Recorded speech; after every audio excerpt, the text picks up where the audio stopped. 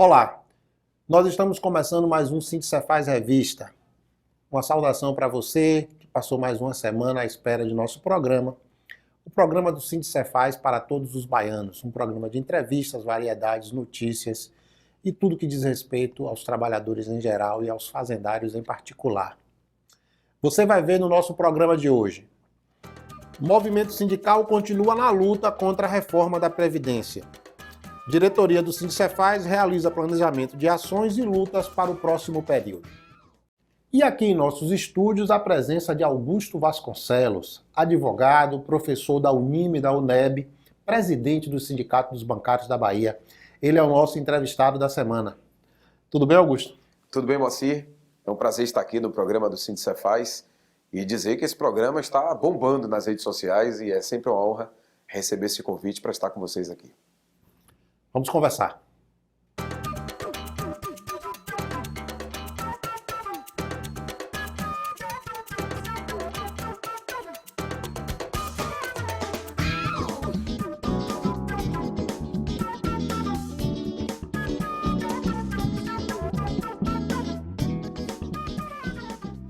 Conforme eu já anunciei, essa semana a gente tem aqui a presença em nosso estúdio de Augusto Vasconcelos. Augusto é professor universitário, ensina na UNEB e na Unime, é presidente do Sindicato dos Bancários da Bahia, funcionário da Caixa e é o nosso entrevistado da semana. Nós vamos conversar com ele aqui sobre vários temas. Como é que tá? Tudo bem? Tudo bem, Moacir? É um prazer. Augusto, trouxe você aqui hoje para a gente debater um pouco a conjuntura nacional. Você tem feito uma série de debates, uma série de intervenções, estava me falando que veio de Barreiras, né? Estava lá conversando com os trabalhadores. Como é que a gente está vivendo esse momento agora? São tempos realmente sombrios, né? É verdade, Moacir. Eu estou vindo agora de uma maratona, né? Circulando todo o estado da Bahia e alguns estados brasileiros para podermos aprofundar a reflexão sobre o que está acontecendo com o nosso país. Vivemos um momento de um governo autoritário na política, conservador nos costumes e ultraliberal na economia. Isso tudo realmente traz uma série de preocupações, porque a sensação que temos é que o Brasil está vivendo um processo de neocolonização, como se os interesses estrangeiros, especialmente dos Estados Unidos, estivessem acima dos interesses da nação brasileira. É um verdadeiro processo de desmonte de todas as instituições públicas, tentando caracterizar que tudo que é público é ineficiente e tudo que é privado é o desejável, esquecendo de mencionar que os grandes casos de corrupção, grandes tragédias estiveram também sob a gestão privada. Então, não necessariamente o que é público é corrupto ou ineficiente, é muito pelo contrário. Não existiria o início de um estado de bem-estar social, as condições para que as pessoas pudessem ter acesso a bens básicos do seu dia a dia, como saneamento, estradas, iluminação, se não houvesse uma atuação estatal. Então, nós precisamos fortalecer as políticas públicas. E, infelizmente, parece que esse governo colocou no alvo o direito dos trabalhadores e, eventualmente, também uma visão desenvolvimentista da economia. E por isso que eles estão dizendo, nós não viemos para construir nada, viemos para destruir. Essa foi a mensagem dita pelo presidente da República. E isso é lamentável. Augusto, quais são as principais ameaças que o povo brasileiro e os trabalhadores em particular têm hoje? Nós estamos há 2 anos da aprovação de uma reforma trabalhista que alterou 117 dispositivos da CLT. No serviço público, diversas ameaças, dentre as quais a tramitação de um projeto no Senado Federal, que já teve, inclusive, parecer da Comissão de Assuntos Sociais, que acaba com a estabilidade do servidor público. Sem falar na paralisação das carreiras e, eventualmente, o aumento gigantesco do desemprego no Brasil. 13 milhões de desempregados, 25 milhões de pessoas desalentadas, e as reformas que eles fizeram não resolveram o problema do país.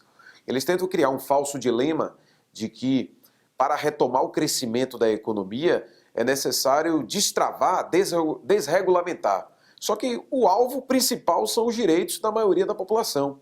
Os salários no Brasil são muito baixos em comparação com a média mundial. Então é um discurso muito falso tentar atribuir aos direitos dos trabalhadores a responsabilidade por uma crise que não causamos.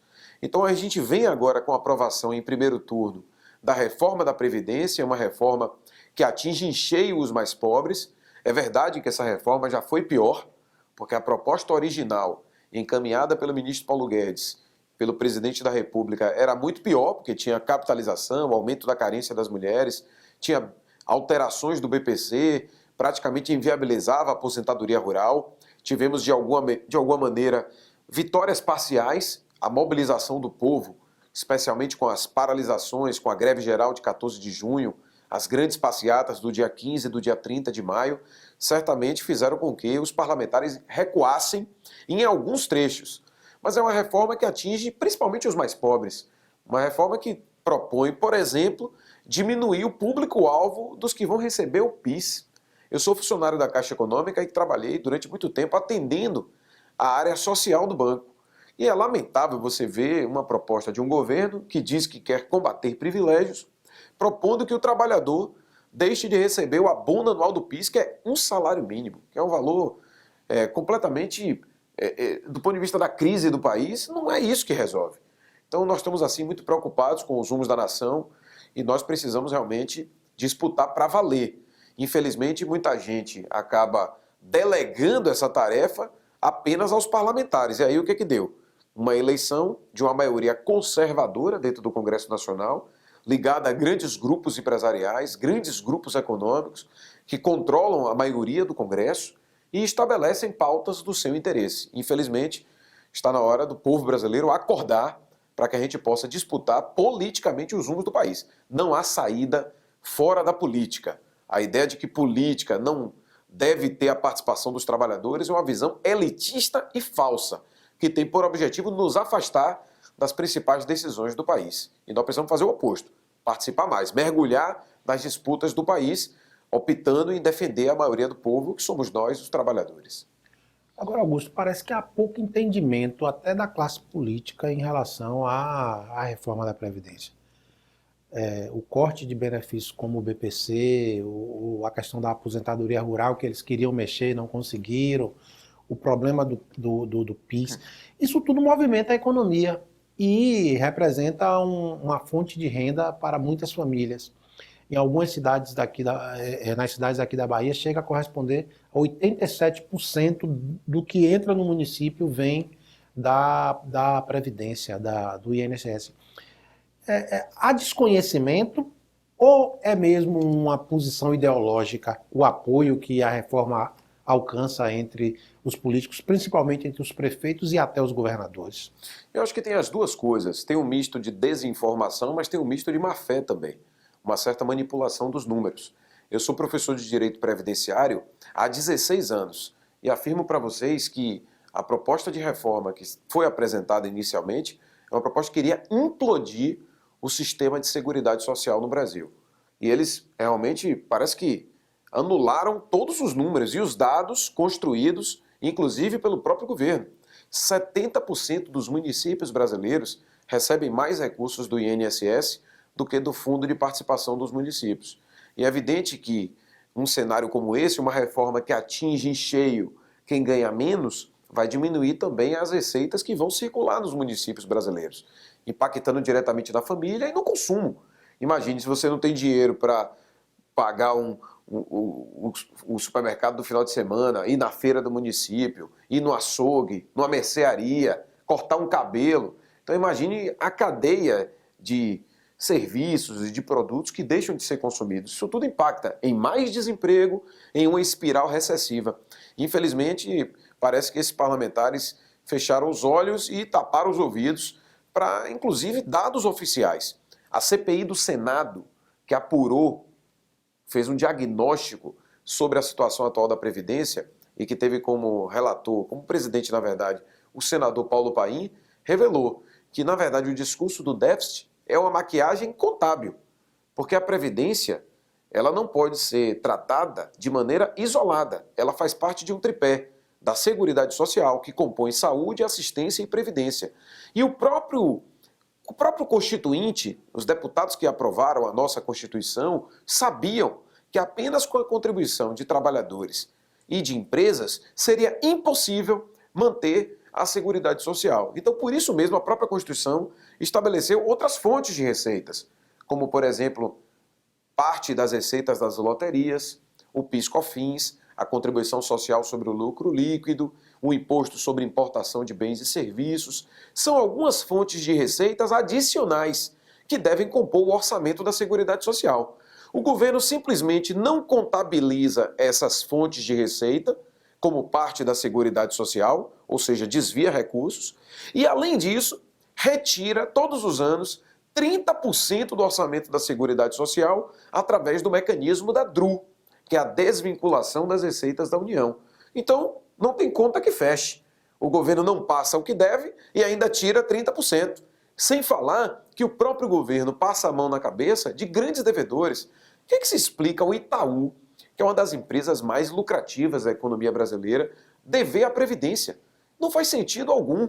Grandes construtoras, grandes multinacionais, em toda espécie de atuação da economia, empresas que devem. E além disso, além das empresas que sonegam pagamentos da Previdência, tem as isenções fiscais.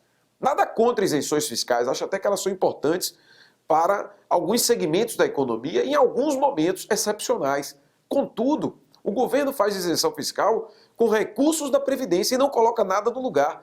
E aí quer dizer que tem um déficit e bota a culpa nas costas do trabalhador. Aí não dá para aceitar. Então nós precisamos fazer um diagnóstico sobre a Previdência, é necessário que se rediscuta o orçamento público, não dá para aceitar que quase a metade do orçamento da União seja para pagar juros e amortização de uma dívida pública que jamais sofreu uma auditoria. E é importante que a gente fique bem claro que o principal gargalo da economia brasileira não é a Previdência, e sim a sangria que os bancos e grandes corporações econômicas fazem com o nosso orçamento. Aí sim é o X da questão, mas pouca gente quer mexer nisso porque vai mexer em poderosos interesses. Esse assunto da Previdência nós vamos tratar em outros programas porque ainda tem muito pano para essa manga. Nós vamos detalhar, inclusive, como isso vai impactar a vida dos servidores públicos, dos fazendários. A FENAFISCO tem uma proposta de reforma tributária solidária, eu vou até perguntar ao Augusto depois sobre isso, que trata dessa questão do aumento das receitas do governo federal, do aumento das receitas do Estado brasileiro. Nós poderíamos mudar essa realidade financeira com outras propostas que não retirassem tantos recursos da sociedade, além de punir os trabalhadores, impondo mais tempo de contribuição, mais tempo de trabalho para se aposentar. É uma luta árdua, a FENAFISCO continua em Brasília, atuando junto ao Congresso Nacional para tentar minimizar os efeitos da reforma que foi aprovada, e os trabalhadores ainda continuam se mobilizando. Na semana passada mesmo, enquanto a proposta estava sendo avaliada no Congresso, houve manifestações aqui em Salvador e em muitas cidades do Brasil. Nós estivemos por lá, cobrimos esse evento e temos a materinha para mostrar para vocês. Vamos ver. As centrais sindicais reuniram trabalhadores nesta quarta, dia 10 de julho, na Praça da Piedade, em Salvador, para protestar contra a votação da reforma da Previdência. A intenção é informar a população sobre o risco que corremos de perdermos a Previdência Pública. As centrais sindicais, os movimentos sociais, a Frente Brasil Popular, Povo Sem Medo, já estão na rua, ocupando hoje a Praça da Piedade para dialogar com o povo nesse ato público sobre a reforma da Previdência, que é o verdadeiro desmonte da Previdência Social e a destruição da aposentadoria. Não é isso que a gente quer. Nós queremos um país que tenha projeto de crescimento, desenvolvimento e que gere emprego e renda para a nossa população. Os trabalhadores estão sendo chamados para combater uma proposta que suprime seu direito à aposentadoria, vai comprometer o futuro do país e piorar a vida do povo, em especial o mais pobre. O mais dramático é que eles vão desconstitucionalizar vários aspectos. A reforma vem depois. O pior ainda vem, ainda está por vir. Depois que desconstitucionalizar, eles trarão as fórmulas mais draconianas, mais perversas contra todos, inclusive contra os servidores públicos. Então os servidores têm que manter-se atentos. Ainda teremos um turno na Câmara, se eles aprovarem hoje, e 2 turnos no Senado. Então nós não podemos ficar parados, nós não podemos ficar em casa, nós não podemos ficar nas repartições, nós não podemos ficar no comércio, no trabalho, na fábrica, nós temos que vir para as ruas. O momento agora é de aumentar a pressão sobre os deputados federais baianos. O Sindicefaz e demais entidades vão denunciar os parlamentares que votarem a favor dessa proposta. E nós, aqui na Bahia ou em outros estados, estamos fazendo uma manifestação simultânea para os parlamentares. E nós não vamos admitir essa proposta. E nós vamos continuar nas ruas, nós vamos continuar na luta e vamos estar denunciando cada parlamentar que votar contra os interesses dos trabalhadores. Cada parlamentar que votar contra os trabalhadores da educação, contra os trabalhadores rurais, contra os trabalhadores com direito à aposentadoria especial, contra a ampliação do limite de idade, contra a redução dos benefícios para aqueles que conseguirem se aposentar. Estamos de volta. Nosso entrevistado da semana é Augusto Vasconcelos, presidente do Sindicato dos Bancários da Bahia. Augusto, você falou de alguns projetos que estão tramitando no Congresso que interferem na vida dos trabalhadores, né? Comenta-se que esses projetos representam uma nova reforma trabalhista que vai ampliar a desregulamentação já trazida pela reforma de 2017. Me fale um pouco sobre esses projetos. Moacir, é algo estarrecedor. O governo encaminhou uma medida provisória chamada de MP da Liberdade Econômica. Óbvio que todos nós defendemos desburocratização, aumento da eficiência e diminuição dos entraves para investimentos. Todo mundo é a favor disso. No entanto, eles fizeram um contrabando nessa medida provisória. Introduziram no texto da medida provisória 881, que é a MP da Liberdade Econômica, uma reforma trabalhista parte 2. Infelizmente, uma nova reforma trabalhista está se avizinhando. Como se já não fosse pouco a retirada de direitos, eles estão propondo que se crie uma legislação trabalhista de exceção, toda vez que a taxa de desemprego atingir um índice superior a 5 milhões de pessoas. Nós estamos vivendo um aumento de 13 milhões de desempregados. E 5 milhões de desempregados, para a gente voltar a ter apenas 5 milhões, o que já é muita gente, vai demorar. E eles estão propondo criar uma lei excepcional, onde alguns direitos trabalhistas serão suspensos durante a vigência dessa crise econômica, da suposta crise do desemprego. Então eles estão propondo, para combater o desemprego, aumentar a jornada de trabalho, possibilitar o trabalho sábados, domingos e feriados, extinguir as CIPAs, que são as comissões internas de prevenção de acidentes, suspender acordos e convenções coletivas, e é evidente que isso tudo impacta diretamente na vida de todos nós. O governo está colocando no centro dos ataques os direitos dos trabalhadores, com o argumento de que diminuir os direitos é beneficiar a população com a geração de empregos. Eu fico me perguntando, o governo quer revogar as normas regulamentadoras que protegem a saúde e o meio ambiente de trabalho. Em que a revogação das normas regulamentadoras vão ajudar a gerar novos empregos? Isso é de uma estupidez, de uma tolice e de uma maldade sem tamanho. Eles querem realmente aprofundar as desigualdades no país, aprofundar o grau de exploração dos trabalhadores para justificar uma retomada de crescimento que não virá por conta disso.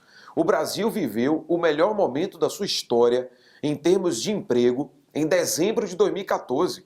E a legislação trabalhista que vigorava à época era a CLT.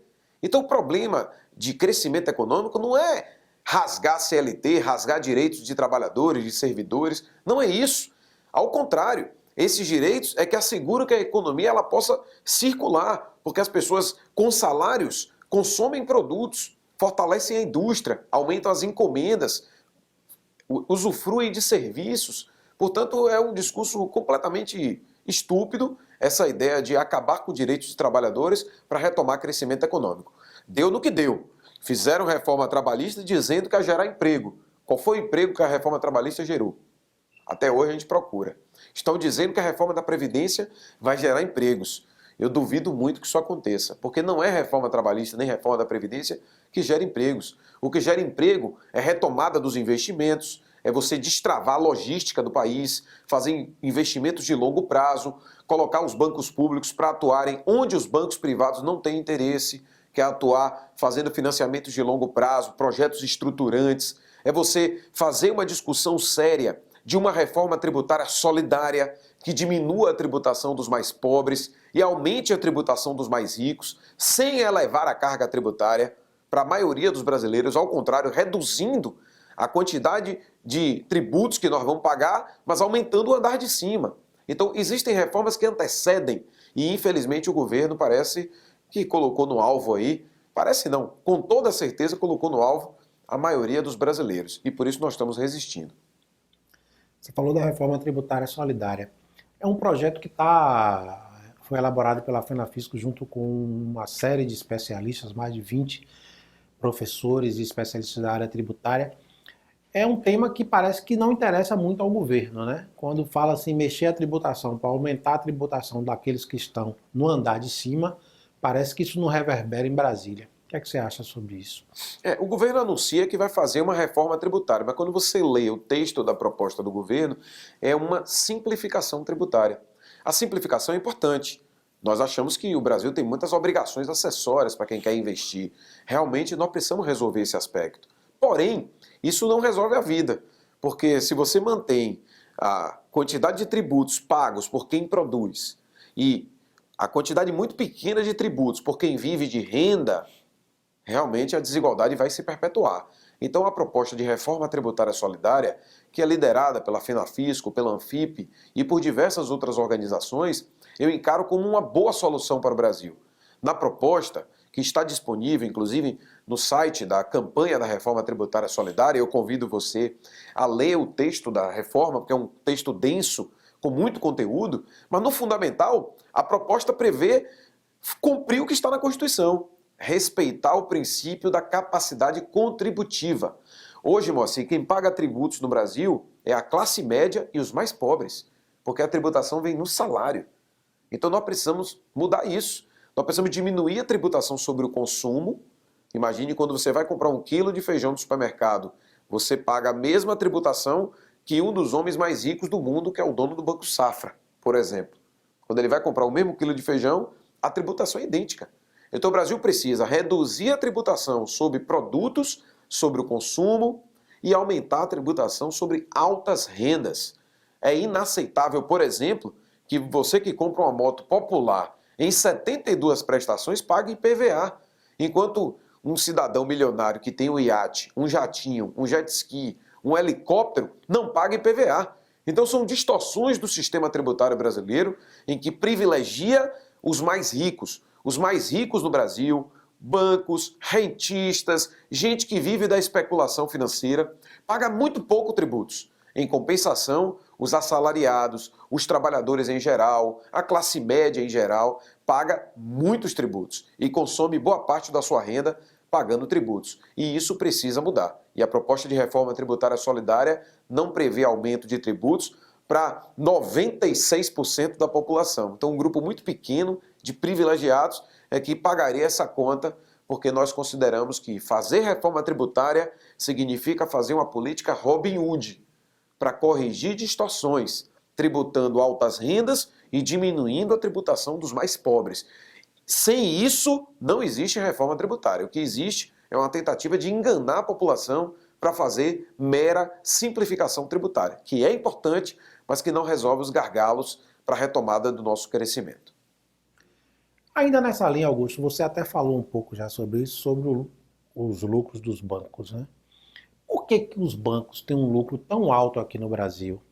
O retorno sobre o patrimônio é tão alto? E como isso prejudica a sociedade? Excelente pergunta, Moacir. É uma área que você entende, né? Porque é a área bancária. Os bancos lucraram no ano passado 95 bilhões de reais. Os bancos no Brasil representam um dos setores mais rentáveis da economia mundial.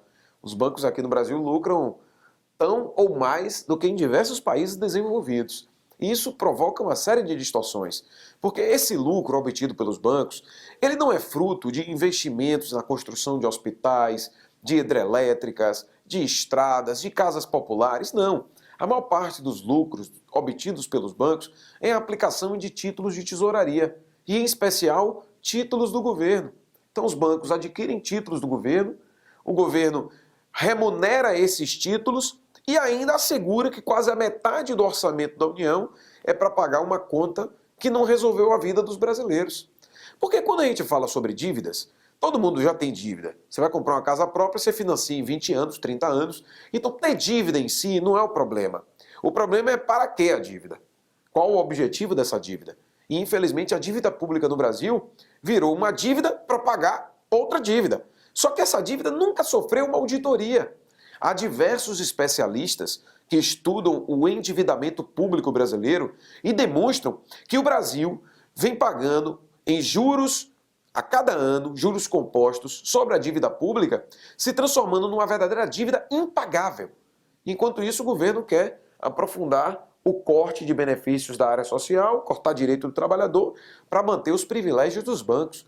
Então, a maior parte do lucro obtido pelos bancos vem da especulação, sem ajudar a economia real. Ao mesmo tempo, os bancos são campeões de tarifas de serviços, só as tarifas bancárias pagam toda a folha salarial do banco e ainda sobra.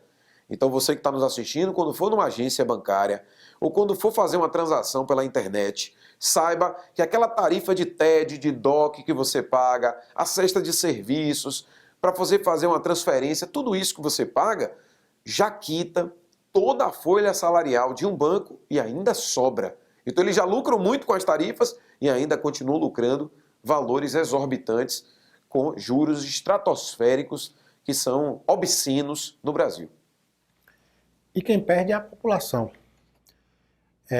Os sindicatos têm tentado reagir a essa situação. Os sindicatos bancários é um bom exemplo, né? Uma entidade que historicamente sempre esteve à frente da luta dos trabalhadores aqui na Bahia e nacionalmente, os demais sindicatos que têm uma organização nacional. E a reação é necessária para a gente poder reverter esse quadro. Desde 2016, coincidentemente após o impeachment da presidente Dilma Rousseff, os trabalhadores só têm perdido. Isso também afeta os servidores públicos aqui da Bahia, né? A conjuntura nacional, nós não estamos fora não estamos numa bolha diferente. Aqui na Bahia, os servidores enfrentam um congelamento salarial que já dura 5 anos. E o Sindicefaz tem se desdobrado para tentar entender esse momento e encontrar formas de reação.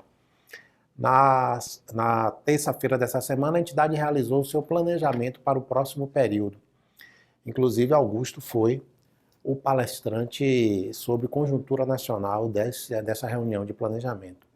Nós cobrimos o evento, vamos ver esta matéria.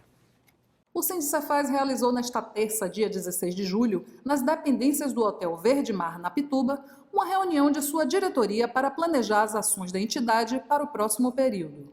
Na oportunidade, foi avaliada a conjuntura política, após uma palestra do presidente do Sindicato dos Bancários, Augusto Vasconcelos. Vivemos uma grave crise econômica que atinge mais de 13 milhões de desempregados, 25 milhões de pessoas desalentadas, uma desestruturação dos serviços públicos e um governo que não tem projetos para o país sair da crise. Em âmbito estadual, enfrentamos também uma conjuntura difícil e é necessário, portanto, mais unidade, mais organização. E o Sindicefaz se prepara para esse próximo período, contando com um planejamento e esboçando as estratégias para que nós possamos fortalecer a luta dos trabalhadores em conexão com as demandas da sociedade. O planejamento é uma maneira da entidade debater com mais profundidade a melhor forma de fazer a luta da categoria, as consequências dessa ação, os encaminhamentos a serem tomados e a busca de melhoria no relacionamento com o governo.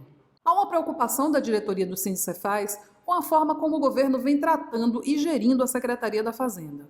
O Sindicefaz faz um esforço muito grande de conciliar, compatibilizar essa questão da experiência, da articulação, né, com a luta, com a juventude. Essa coisa do concurso, a gente hoje talvez seja a nossa principal reivindicação, porque é o futuro da Fazenda, né, é o futuro de uma categoria importante, de uma memória que deveria ser melhor valorizada pelo governo.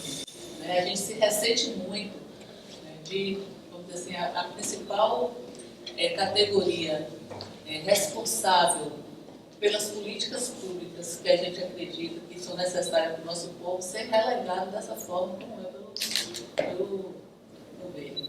A diretoria do sindicato vai divulgar em seus instrumentos de comunicação o relatório do planejamento. Estamos de volta. Augusto, é necessário planejar, né? O sindicato fez esse planejamento na terça-feira e é necessário discutir e encontrar formas de reagir. Qual é a saída para os trabalhadores num momento tão grave, tão difícil, né? A gente só tem perdido nos últimos anos.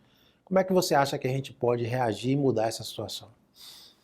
Nós precisamos ter esperança, construir a resistência, organizando cada vez amplos setores da sociedade. A sensação que eu tenho é de que se ficarmos numa bolha, falando apenas para nós mesmos, não haverá saídas.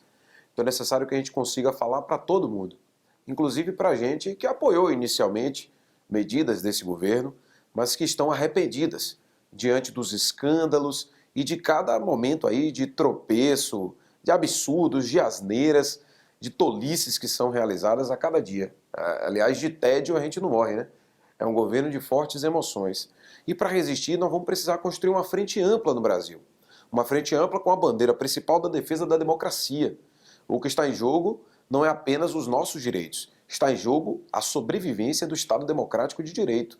Você veja as revelações aí de áudios que envolvem procuradores da República, juízes, ministros do Supremo, desembargadores, combinando voto. É praticamente o arrepio da Constituição e do próprio Estado Democrático de Direito. Estamos vivendo ameaças gravíssimas, gente que vai às ruas para pedir intervenção militar. E quem viveu a ditadura sabe dos problemas que ocasionou para milhares de famílias, gente morta, sequestrada. E tudo isso realmente a gente não quer que volte.